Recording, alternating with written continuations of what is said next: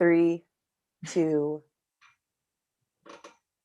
All right. Hello and welcome everyone to another Chat and Learn here with Power to Fly. My name is Mariella, and as always, super excited to roll into this next hour with you all. I had a chance to speak with our guest speaker behind the scenes, and I know she's going to drop a lot of knowledge today. So just so that everyone feels comfortable and confident in this next hour, I'm just going to go over some quick housekeeping rules. We would love for you to participate. So I see some folks are already turning their cameras on. Great. No pressure to do so, but we do believe in visibility here at Power to Fly, and we would love to see your beautiful smiling faces. If you haven't showered today, doesn't matter. We won't judge you. We can't smell you. Put your virtual backgrounds up if you want, if you haven't cleaned your house. If you're commuting, be safe. You can keep your cameras off in that case. But I'm always going to invite you all to turn your cameras on, to hop off of mute, as I have muted everyone upon entrance just to avoid background noise. But hop off mute whenever you want to share your voice. If you have a dream you want to share that you had last night, if you have some tips and tricks of your own that you want to share, again, hop off mute, or you can write in the chat box and I'll flag that to our guest speaker. If you have any sensitive information and you want that information to be kept anonymous, you can find me in the chat box under Mariella Marie. Write to me privately and I will flag your reflection or your question to our guest speaker and keep you anonymous. If you do hop off mute, you will be featured in our live recording. Everyone who is live here will get a rewatch email with the links and all of the great, the link to this video and all the great links and tips and tricks that our guest speaker has today to share. We'll make sure to include that in the rewatch email that you'll be receiving.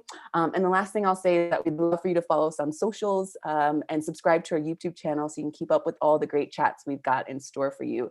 What a great year. I always say that, the world is on fire, but I still find myself saying what a great time to be alive. And I would love to hear our guest speaker dive into that and just, let us know how we can keep our heads on our shoulders here in 2021. So I'm going to pass the mic to our guest speaker, Lauren. Let us know a little bit about yourself, how you came to learn about Power to Fly, and what you're excited to share with us today. Hi, thank you so much, Mariella. I really appreciate the warm welcome. My name is Lauren Baptiste, and I'm so excited to be here today.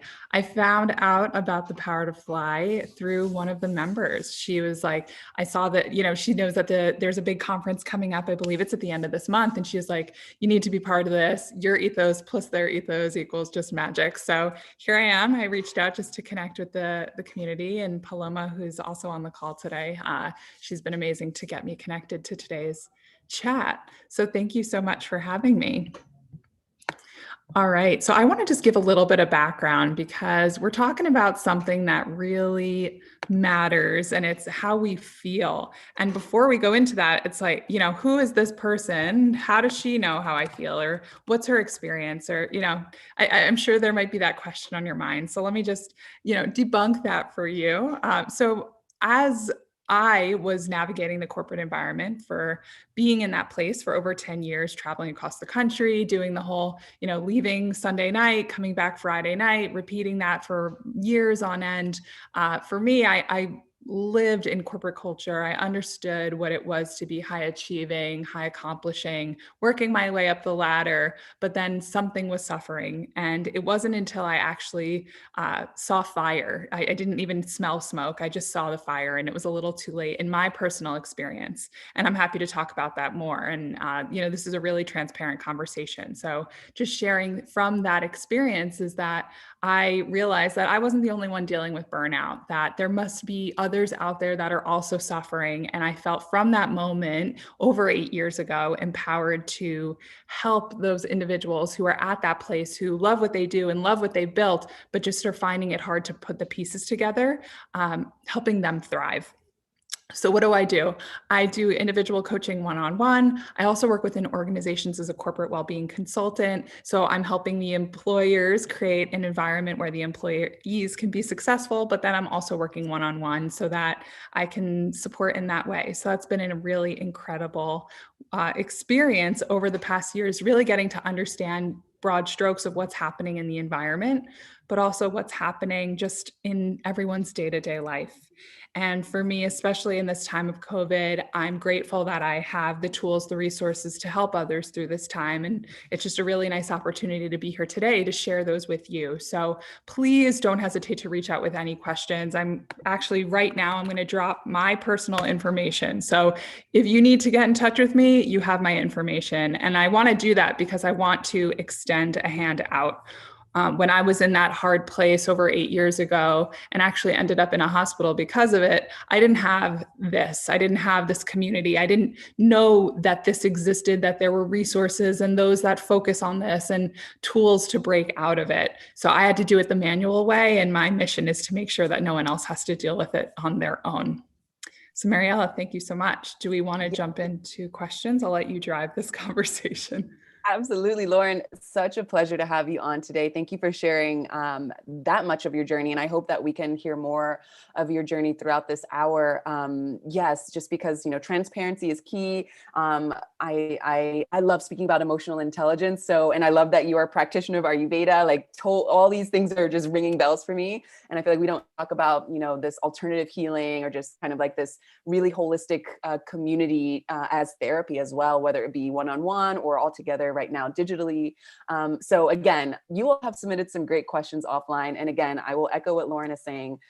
Feel free to write in the chat box or hop off of mute whenever you have something that you want to share. We're going to walk through these questions one by one, starting with this first question here. So if you see your question come on the screen, again, come off mute or write in the chat box. This is not your question and you still want to share your voice, please do so. I just want to also shout out where we're calling from in the world so that, Lauren, you can keep this in mind. And any of our callers, anyone who's watching this video that has been previously recorded knows that we are a global community here today.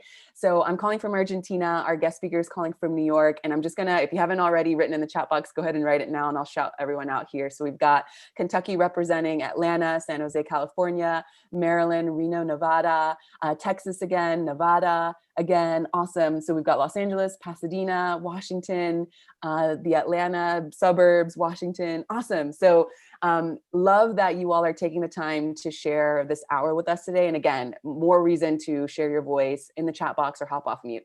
Lauren, let's start with this first question here. So what exactly is the difference between burnout, career apathy, and normal stress? This is a big question. Even just those three topics, it's like almost taking one at a time. And let's do it just like that.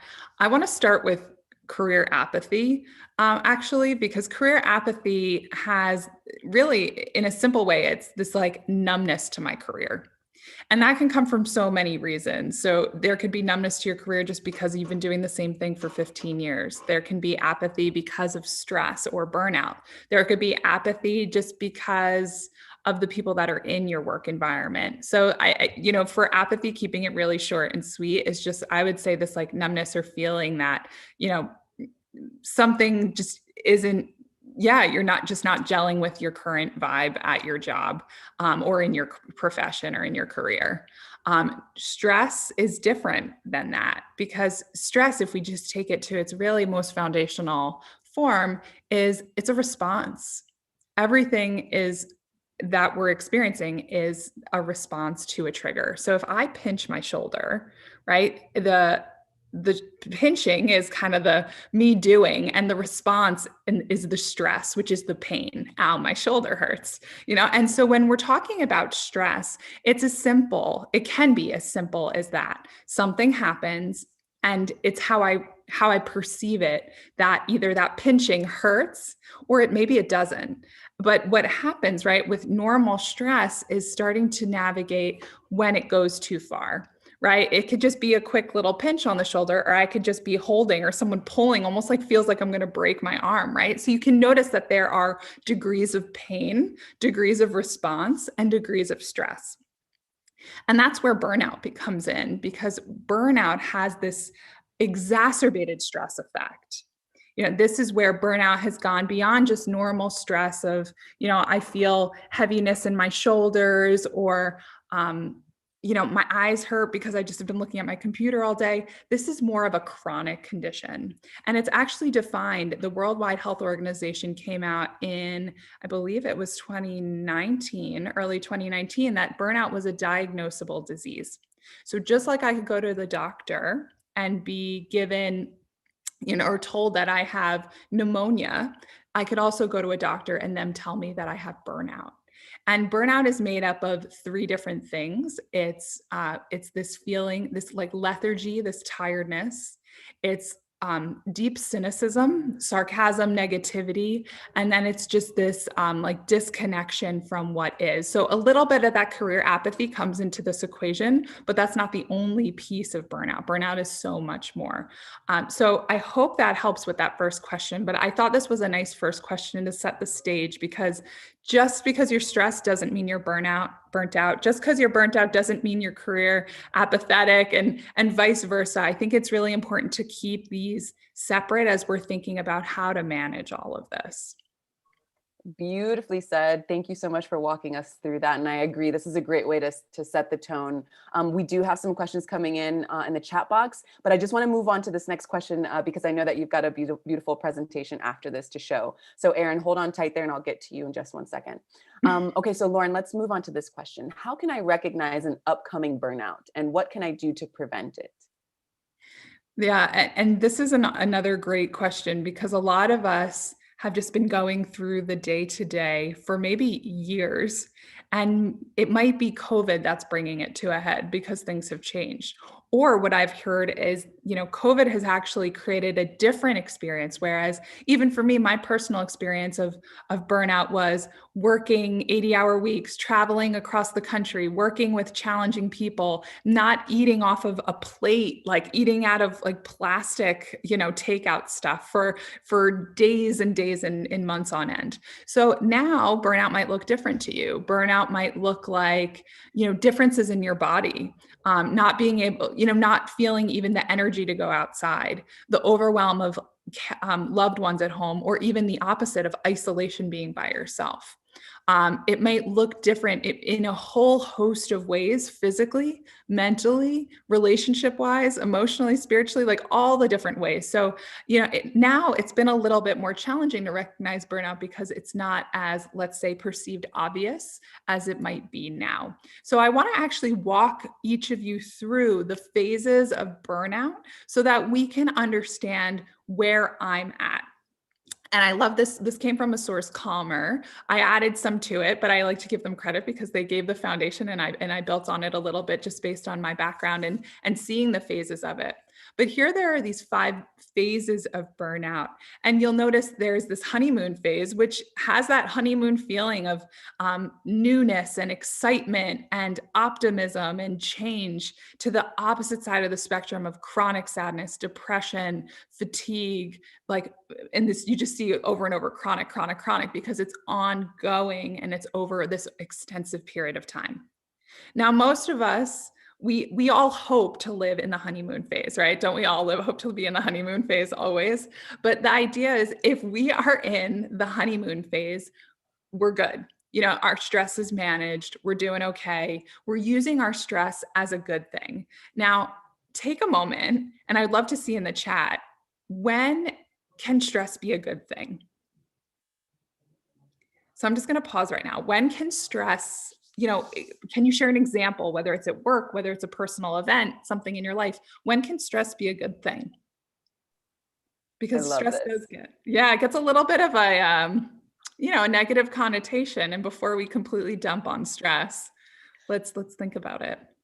So I'll give some time for our live callers to write in the chat box. I've got an example I'd like to propose if no one else will, but I want to give our live callers a chance. Yeah. Okay, so wait, no, because I knew that people just needed some time to come up with a good sentence here. So we've got Heather writes, when you take action due to the communication. Would love to hear more about that, Heather. If you want to hop off mute, let us know. Erin writes, I think stress can I think stress can help you prioritize. Great. Ruth writes, when stress pushes you to grow, for example, street of handling an unfamiliar task. Okay, great. We have, I feel I do my best at exams that I stress more about than others. Interesting. Vanetta writes, when it is toward a goal that you've been dreaming about. Great. Okay. Senda writes, stress is good when I can take action to handle whatever is stressing me out and I feel in control. Lauren, I'm so excited to hear what you have to say about all of these. We have more challenges you to put forward your best work in order to prove yourself. Maria writes, when it motivates you to complete an assignment or task. We have another suggestion here. Stress of a deadline is kicking you into high speed.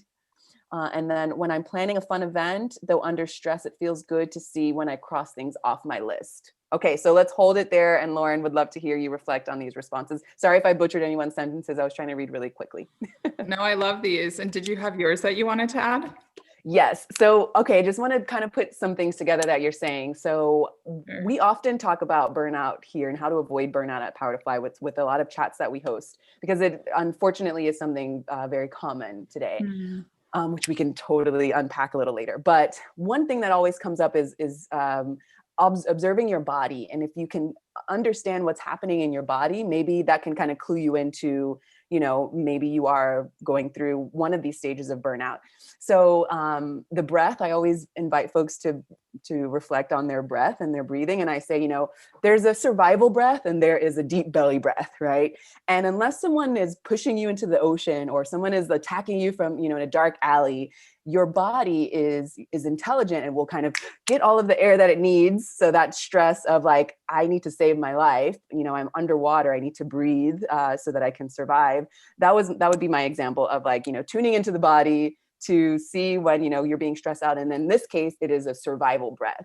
And also, Lauren, I'd love to hear you speak about how most folks are kind of going between a survival breath and the deep belly breath without having this, this factor of, life or death situation. They could be sitting behind their computer and having this, stressful breath. And I know I'm rambling, but that would be my example to add to the pool. No, this is great. And all of these examples are amazing. My example that I just used because it's easy to think about, or it just, for me, feels easy, is like the idea of a wedding, right? How stressful is a wedding?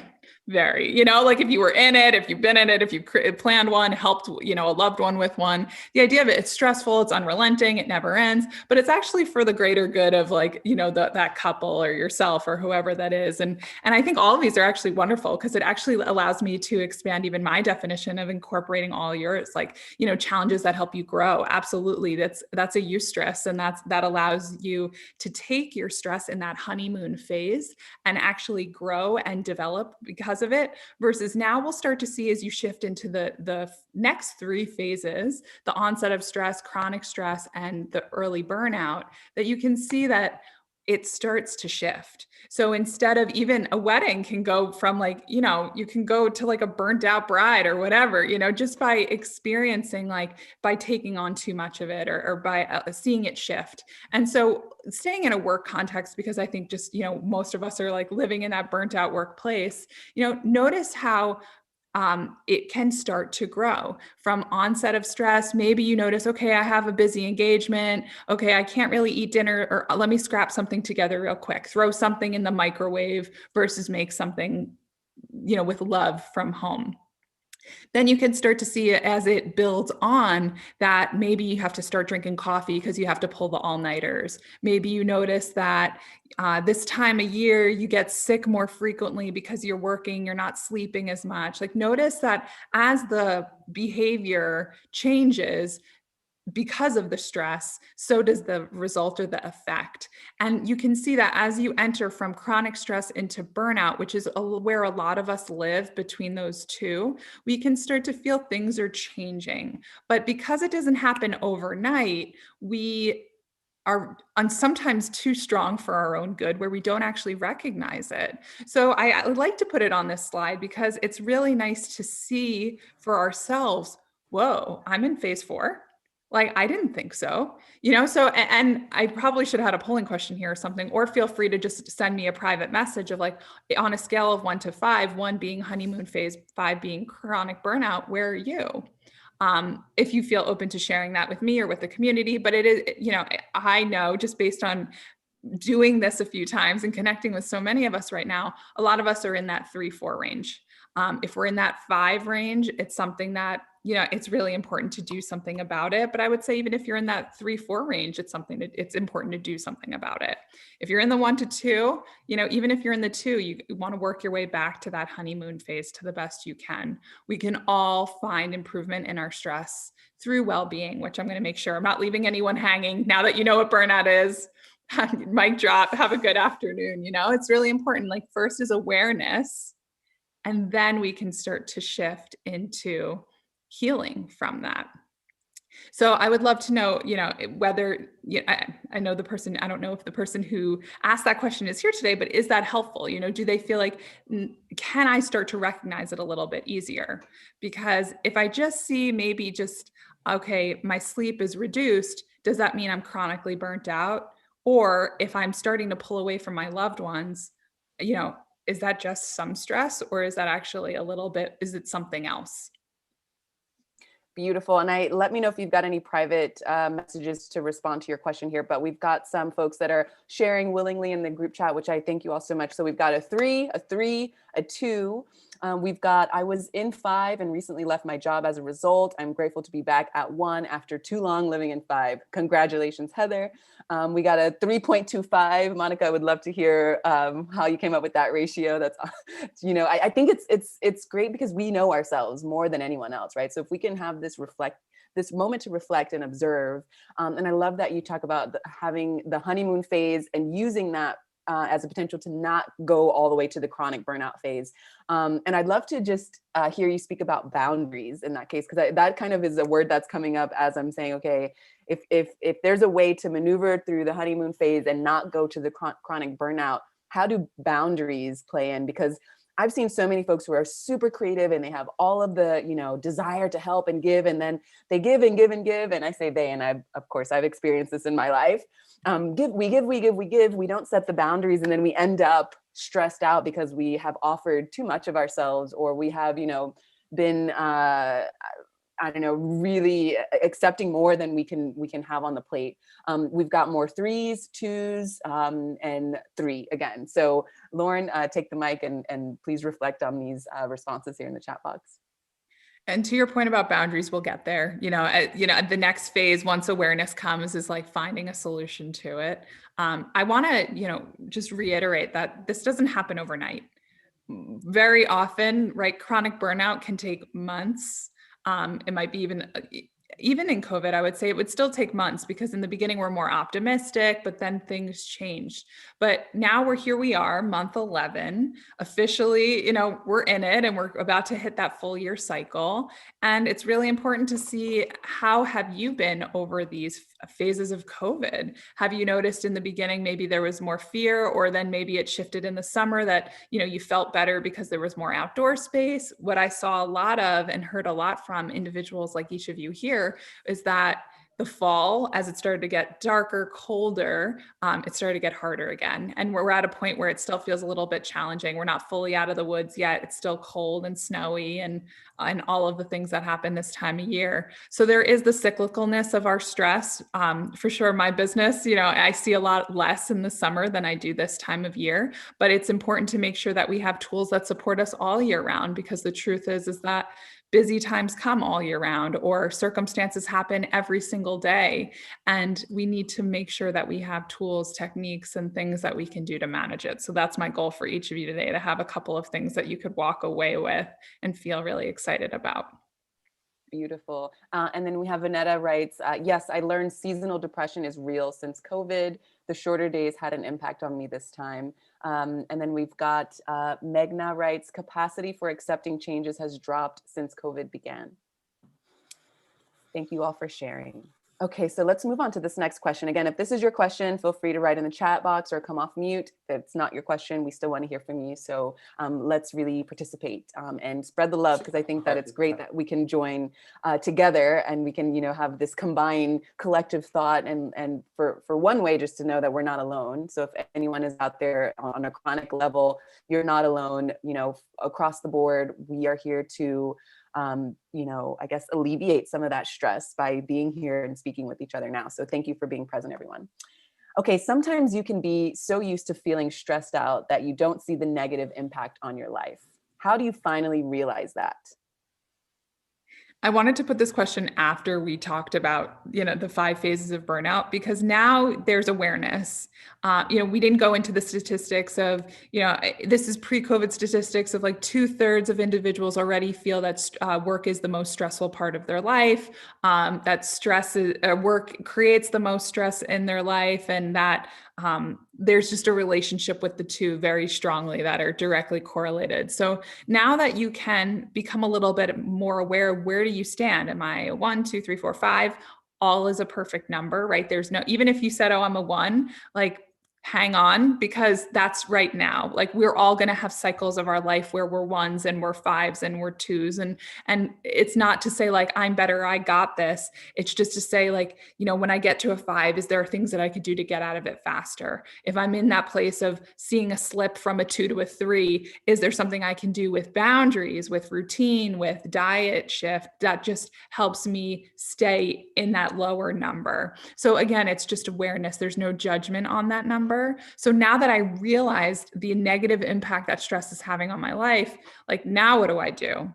And now is that opportunity to, if you have a pen and paper, you want to open like your phone and just take some notes, or like, luckily you're going to get this on the replay, of just like sit back and listen and add, even I would love for you guys to start to share in the chat of like, what are your survival strategies? What are the things that have been really great for you? Because I can share a lot statistically and what I'm seeing and who I'm talking to, but you know you. And you know what? If you know something that's like been your secret, the best thing you could do is share it. That's how I felt. Like, I had a secret that I felt needed to be shared, and that's my business, Acheloa Wellness. And I wanted to make sure that everyone had those tools. So feel free, as we start to move forward into more of the solutioning phase of this burnout conversation, of adding your own in the chat, because I think that's going to be so great to see. And I love that you're extending the invitation to share, because I feel like, especially in the States, there's this taboo of, speaking out whenever you're going through a problem. I mean, there are folks that, have regular therapy, and I think that it's beautiful and that we should all have some sort of regular therapy. But I know that in lots of communities, it's a big taboo to let people know that you don't have it all together, whatever that means. So, we're breaking that myth. No need to keep it into for yourself, and totally, share tips and tricks here. So we've got Erin writing, take 5 minutes to yourself. Putting yourself first is always important, because if you aren't at your best, then your work won't be its best. We need to choose to live every day and create the lightness in the darkness. Thank you, Erin, for that. Vanetta writes, great point, Erin. You can't pour from an empty cup. Totally agree on that. And then we have another guest here that writes, completely disconnect from work mind by engaging in an activity I truly love that is absorbing. For me, cooking and enjoying nature. Amazing. Great. And do you want to comment on any of these, Lauren? I like them. I think we're off to something good. Let's go to that next question. I think let's start to like solution it for it. I think everybody's excited to learn it. Perfect. Okay, so once you've realized you're burned out, what are some actionable next steps and options?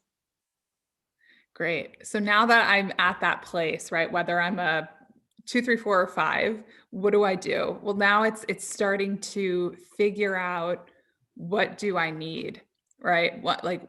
Actually, let's take a step back. What is the biggest cost in your life? Or what's the biggest challenge? Let's start there. If the biggest challenge, is it work? Is it relationships at home? Is it financial? Is it time? Is it your energy? Like, what's your biggest challenge right now?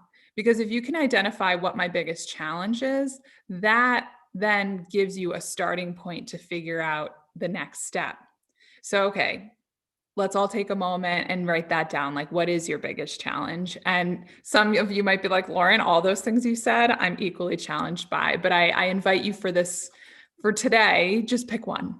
And you could always go to a second one later, but pick the one that's screaming the loudest and really calling out to you. And then once you know that, so once we know what my biggest challenge is, you can say, well, what's the cost of that?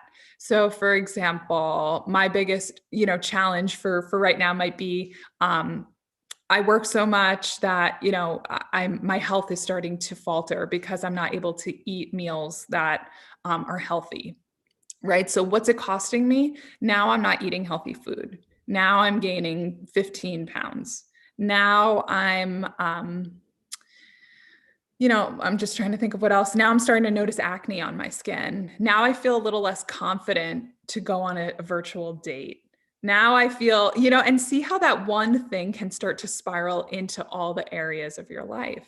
So take a moment and think about that one challenge and what's the cost of that. And that cost can be financial, it can be physical, emotional, it could be with your career, it can be with loved ones, right? It's a very like, this is a holistic thing. So like one thing on the challenge bucket can also be another thing on the cost bucket. So just keep that in mind, that it's all related, because it's your holistic life, it's your life. Thank you for bringing this back to a holistic vision. I don't think there's enough of that in our work world, modern work world today. This one example is this, in my opinion, this very inorganic way of seeing growth.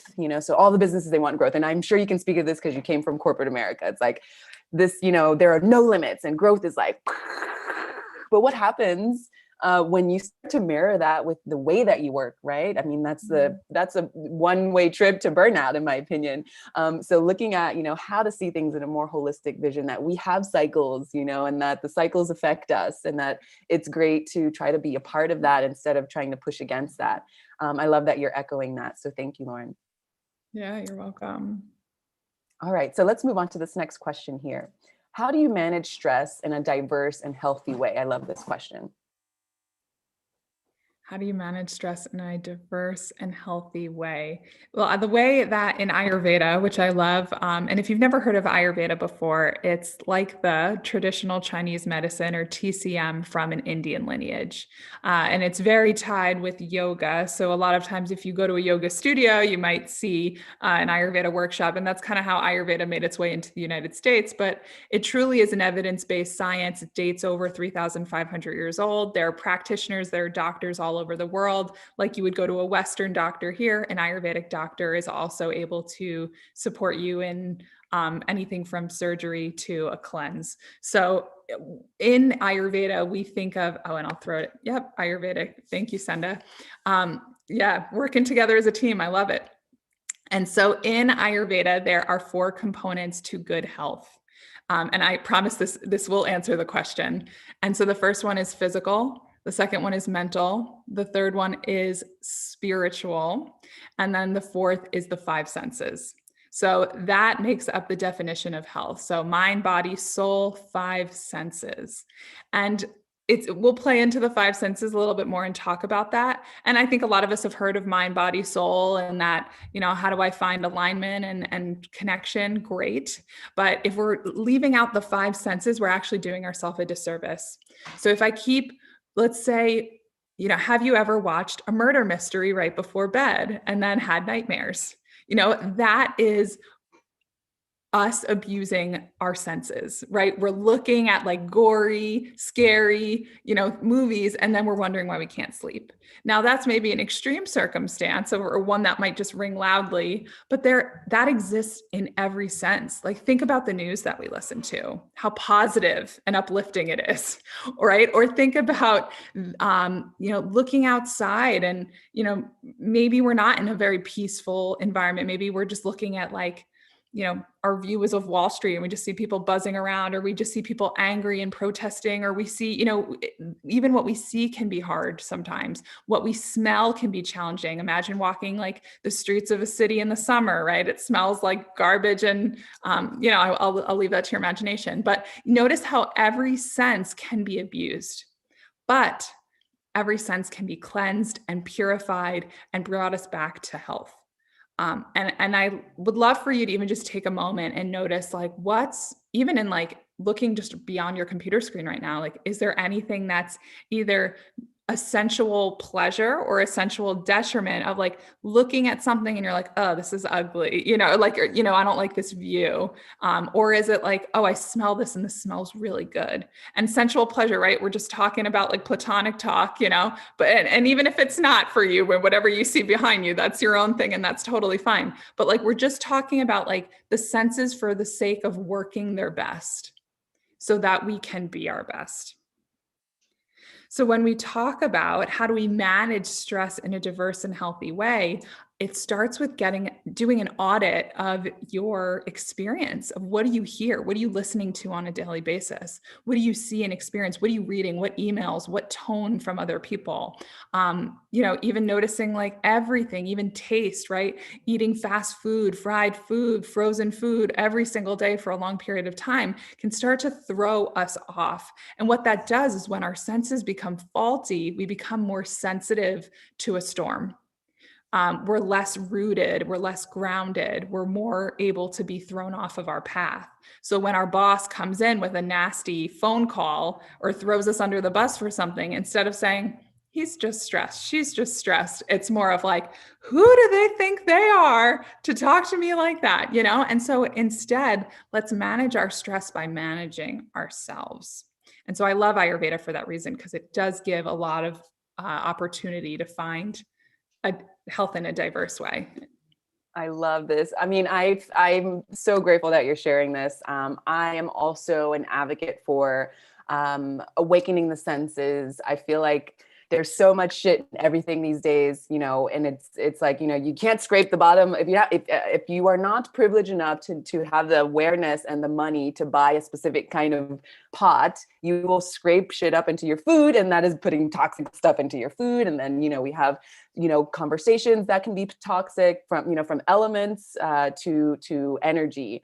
So I love that you're touching on this, and essentially you're saying we are what we eat and we are what we take in with all of our senses. And I hope that folks are listening to that. I see some folks nodding their heads.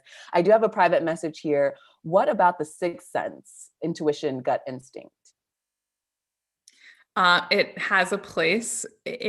In the definition of Ayurveda, it doesn't, but we talk about like the third eye in a lot of other places. So it's kind of like in the appendix kind of conversation, but it absolutely plays into it. I mean, I would also say having clean senses helps you purify your intuition or your that muscle, right? Because even if you're backward turned and you're at a conference or you're at an office party and someone you've never seen before walks into the door, and the first thing is you feel someone's energy as they walk in, and your first sense is, who is that jerk, right? All of a sudden, you never met them. You've never seen them before. Why does your intuition say that? Well, maybe they look like an actor in a movie that you saw.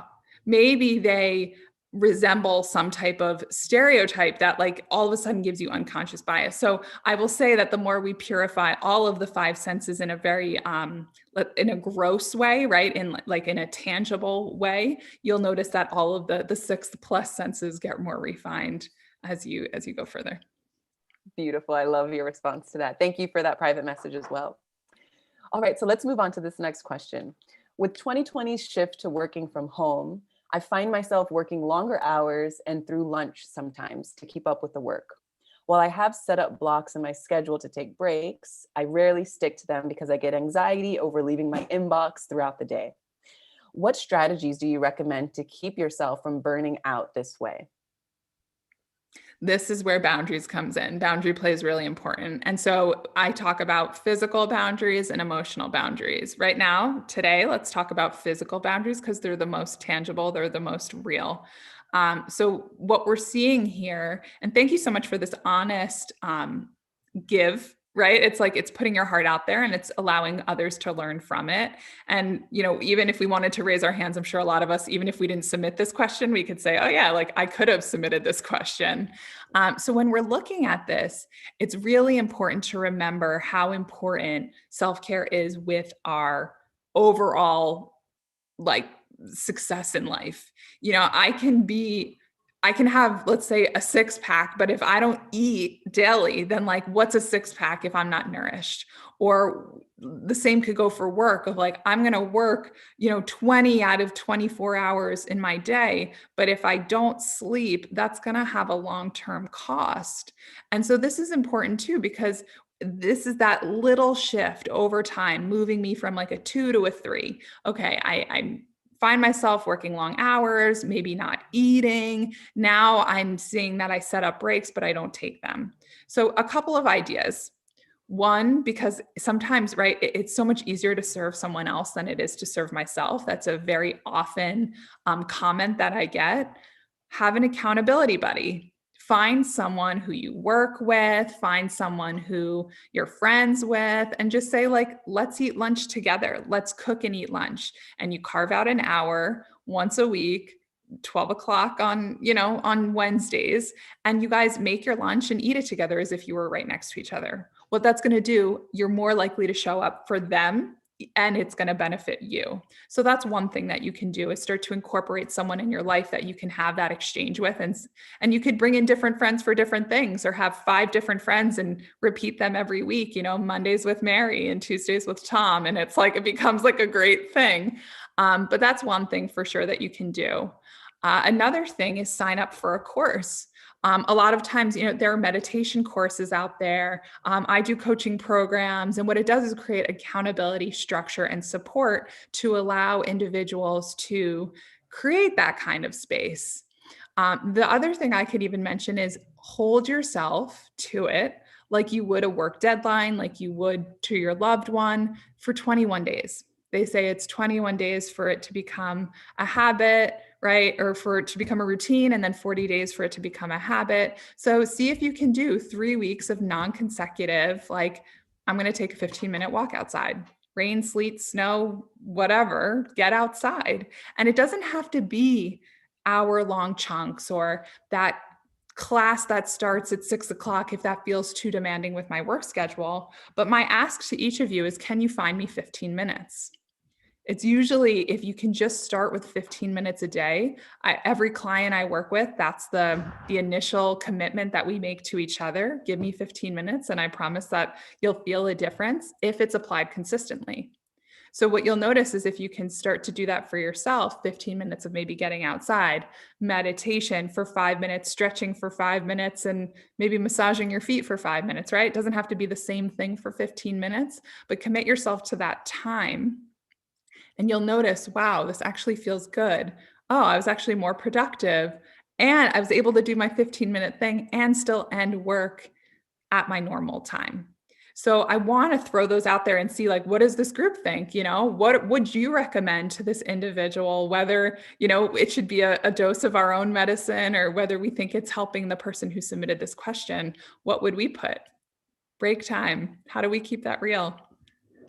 So I love everything you're saying. I want to flag what Angelina has written here in the chat box. For this, I used to set an alarm in a different room so that I had to get up and turn it off. And that forced me to walk away from my computer to turn it off. And then a little below, she writes, it sounds silly, but now I don't need the alarm. My body is used to it. Awesome. Thank you. And I also want to send an invitation now. I love to put things into practice as we are joining live for this chat. So I love when you were speaking about accountability partners, and I'm not sure if people on the line already have accountability partners, if they want to look for a new one. We are here interested in the same topic. We are interested in being more accountable with not experiencing burnout or coming out of our burnout. So I'd love for folks to use this time to drop in the chat box their preferred way of connecting. I know a lot of us use LinkedIn, so feel free to write your LinkedIn, and then take Lauren's advice and maybe reach out to some people and try to set up some accountability work within this common group that we've met together here for the hour. So again, drop your LinkedIn or your preferred way of connecting, and then maybe reach out to some of these folks here, since we are interested in the same topic today. Great. So as you do that, I will move on to this next question here. And I just want to let everyone know we've got about 15 minutes left. So let's go through this question. I want to flag a question that Erin wrote earlier in the chat box, and then we'll see how much time we have left. So how to not let other people, such as coworkers, stress you out? That's a good one. It starts with you. And what can be the most challenging thing is often when they stress us out, it could be a reflection of how we're behaving. And that can be a really bitter pill to swallow sometimes, because it could say like, every person I talk to is nasty, or every person I'm around is this way or that way. And sometimes it could be the way that we're coming off. So if you can be the person at your job who's the ray of light in the darkness, right? If you can be the person who really becomes a renegade, you'll see over time, people are going to respect you. They're going to appreciate you. The dialogue was going to change. And so there's a couple of things I often share, and I learned them from a teacher of mine. And, there's these 6 principles of, essentially of happiness, because of like this emotional happiness. And I might not have time for all of them today, but at least starting with the first one of being, I will not criticize. And like how simple that must feel to like read that, but how challenging that is to live. And it's something that I work to practice on myself every day, to not criticize others. Even if I don't look at my husband and say like, I criticize you for not cleaning the dishes, and it's instead just internalizing that. Like, why am I taking such offense when I see that? Or what can I learn from that? So starting from that place of not criticizing others can be a way to start to not give them like their reaction to like control you, right? Like if you're allowing them to affect you, then that's where we have work to do. They say like a yogi isn't, whether it finds like a piece of gold, a stone, or just like a plot of earth on the floor, like there's no reaction, because it's like, okay, gold is great, but it's not, there's nothing I can do with it in that moment. And if it's a pebble, it's like, okay, great. There's not much I can do with that anyway. So it's just this idea of like looking at things equally, looking at people equally. When emails come to you, whether it says you're the best manager I ever worked with, or you're the worst person I've ever talked to in my life, like it's almost just looking at it, well, that's their reflection of me, but that's actually not who I am. So that's one way of really just starting to say like, how can I, distance myself from other people's stress? Because right now, most people are stressed, and a lot of people are saying the wrong thing unintentionally, or they need a place to vent and it can't be at their 3-year-old child. But, and it's not an excuse, but understanding that we're all in this hard environment together. And they often say, if it's not a giving of love, it's a crying out of love. Beautifully said. Thank you so much, Lauren, for that. And I want to hear the other tips. I know you said that there are 6. I already love the first one. So maybe we can add that reference to the rewatch email so folks can have a look at that. Sure.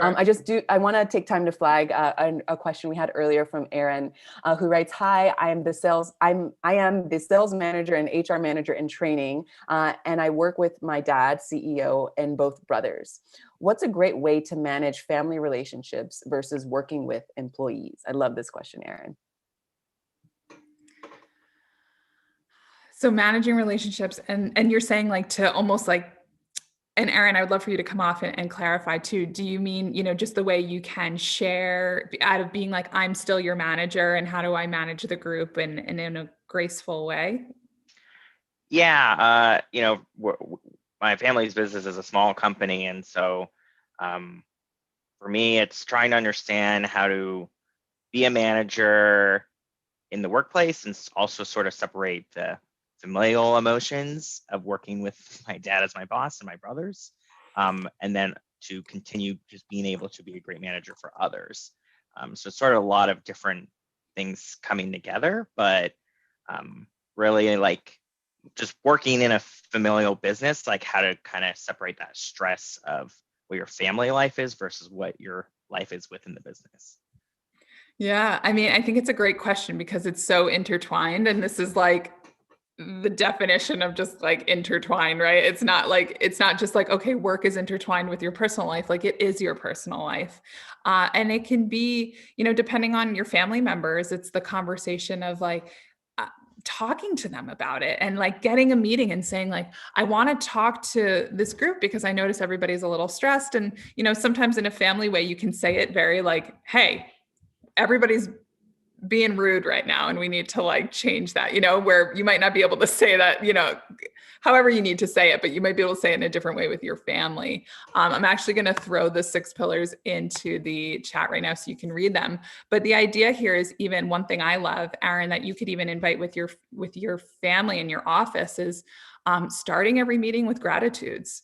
Like one thing that I've seen in startups and some other companies that I've even consulted with is starting really big meetings of like appreciation of why you're here and what brings you here and what makes you happy. And so even taking those extra 3 minutes where we're waiting for people to dial in or whatever that is, of saying like, let's just go around the room and like say what we're grateful for. And if you don't want to say grateful because it has like a connotation of like, woo woo or whatever, just be like, all right, like we're all going to bring one positive thing to the table of like why we appreciate working at this company. And like all of a sudden it could be like, because I have job stability, because I have a boss that's awesome, because I have, and sometimes and oftentimes you're going to actually hear things that you might not have expected, which is going to be awesome. And it's this place where you're setting the foundation of positivity, and that, as opposed to just being like, he's not performing, she's not doing this, like, and then all, it just changes the tone to be an uplifting conversation, and it starts right from the first minute. Awesome. Thank you, Erin. Did you want to voice anything else or write anything else about in the chat box about that question? No, I think that's really helpful. It's sort of just a different light to look at. Awesome. Thank you so much for that. Okay, so actually this is a great time. I'm going to hold for a light pause to see if someone else wants to hop off of mute and speak with Lauren, because we do have about 8 more minutes left. So I'll hold for a light pause because I know some folks might need that extra time to hop off of mute and to voice your question or reflection here with Lauren.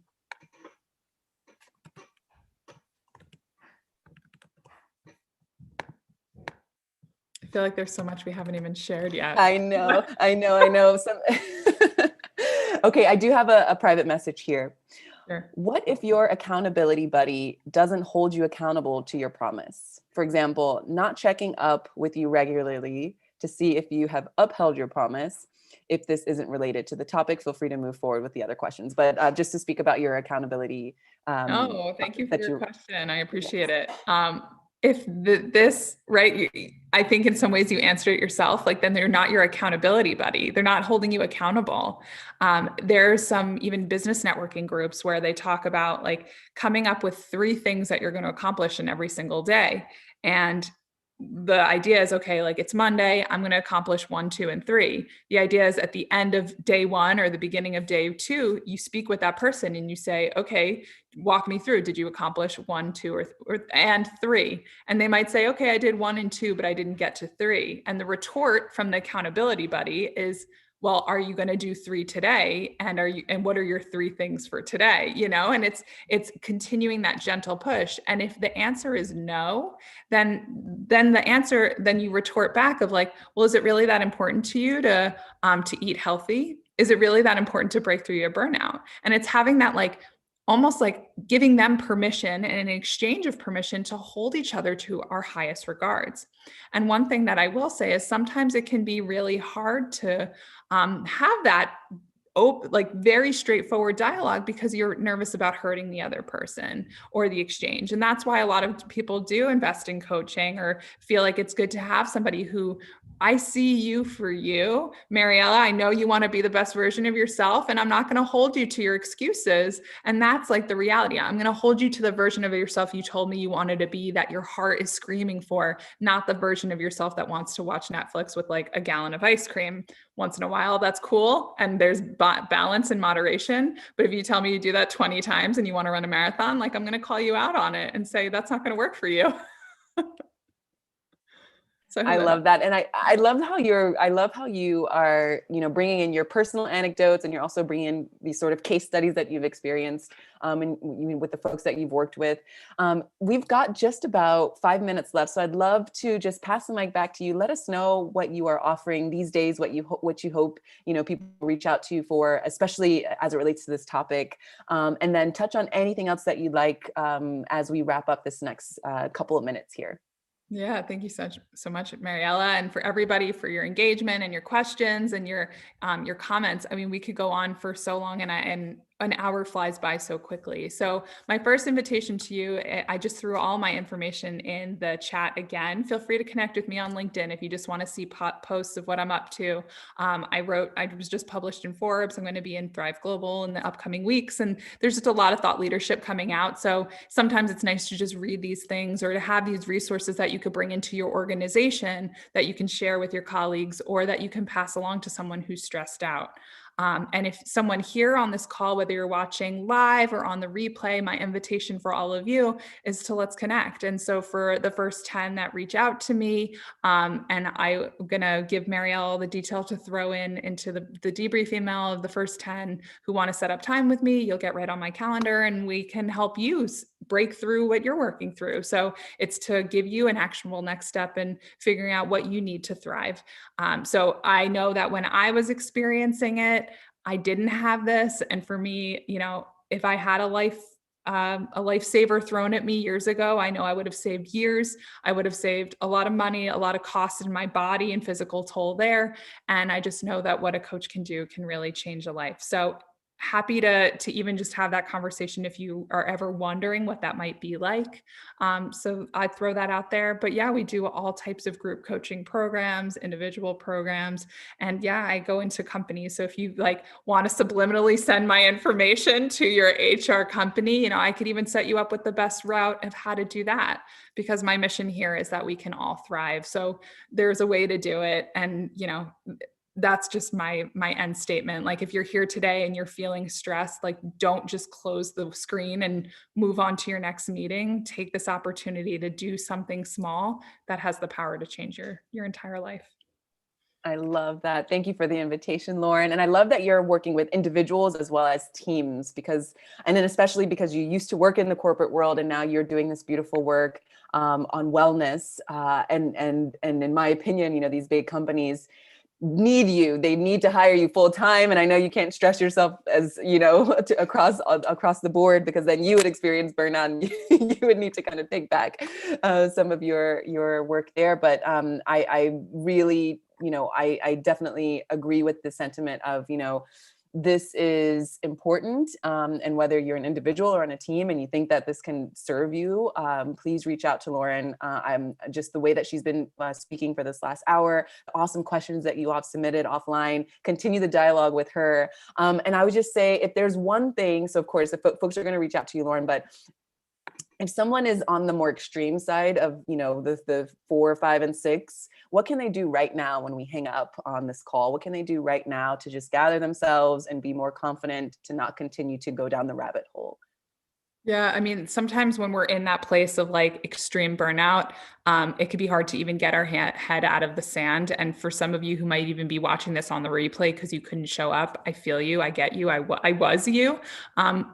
Just connect with me, right? And it's even if I'm not the person who's to be the one to solve it, it might be connecting you to someone in counseling. It might be just giving you an idea to a book that could be good for you. So the easiest thing, because it's literally, you have my email, you have my information, just say I'm a 5 out of 5, help me, and I'm happy to, because the last thing, I'm very, I'm a for-profit business, but I'm mission driven solely. So, if I can help you, don't hesitate to reach out. I'm here to support everyone who's experiencing it to the best I can.